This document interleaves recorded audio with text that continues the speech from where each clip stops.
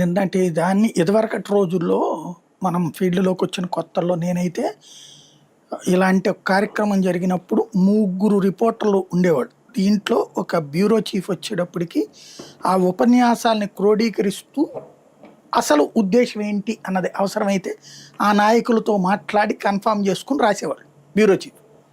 Staff reporter ఉపన్యాసం రాసేవాడు. ఇంకొక సీనియర్ స్ట్రింగర్ వచ్చేటప్పటికి ఆ మిగతా నాయకుల ఉపన్యాసాలు రాసేవాళ్ళు. సైడ్ లైట్స్ లోకల్ స్ట్రింగర్స్ రాసేవాళ్ళు. ఇది ఇదివరకు ప్రోగ్రామ్ కాన్సెప్ట్ ఈనాడులో మొదట్లో. ఆ లెక్కన ఇప్పుడు ఎవడు లేడు అనుకుంటా.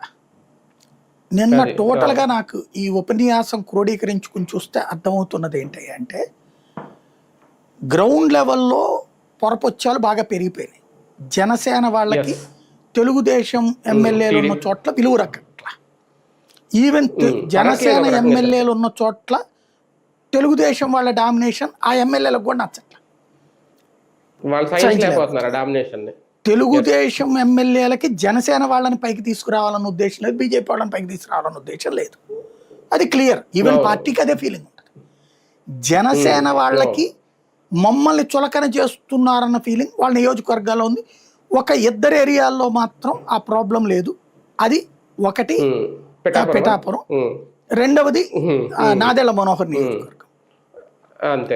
ఈ రెండు చోట్ల మాత్రం తెలుగుదేశం మీద జనసేన డామినేషన్ నడవగలుగుతుంది. వీళ్ళు కూడా అక్కడున్న నేతల్ని దారిలో పెట్టి కంట్రోల్లో పెట్టి టీడీపీ వాళ్ళు రివోల్ట్ కాకుండా వాళ్ళని వదిలేస్తున్నారు. మిగతా చోట్లంతా కూడా తెలుగుదేశం డామినేషన్ నడుస్తుంది. జనసేన ఎమ్మెల్యేలు కానీ బీజేపీ ఎమ్మెల్యేలు కానీ ఇబ్బంది పడుతున్నటువంటి పరిస్థితి అయితే ఉంది. పిఠాపురంలో అయితే తెలుగుదేశం పార్టీ